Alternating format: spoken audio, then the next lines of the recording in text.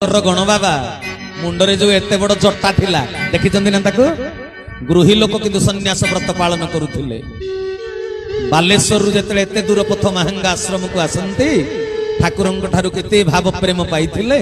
आश्रम को आसिला परे दिने नंद भाई को पाखरे तांकर कोन गोटे काम थाए। शरत भाई होची नंद भाई पुओ जानिथिबो ठाकुरंक पाखरे जे सेवाकारी रूप रे थिले।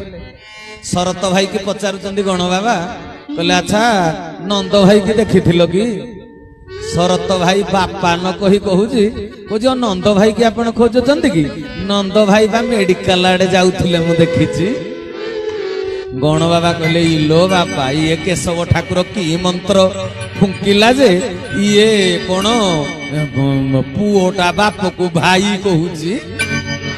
सेई दिन गणगा बाबा गोटे भजन की रचना करथिले। से भजन आपण भल करी सुनी चंदी जानी चंदी। भातृत्व प्रेम रे बांधी होई पुओ बाप को भाई डाकिला।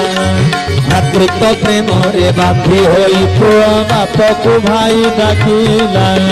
केशव सुंदर जानी छुंदर सब सुंदर जानी छुंदर गण जे शरण नेला कह की मंत्र जानी रे अछव घर रखिला। कह की मंत्र जानी रे अछव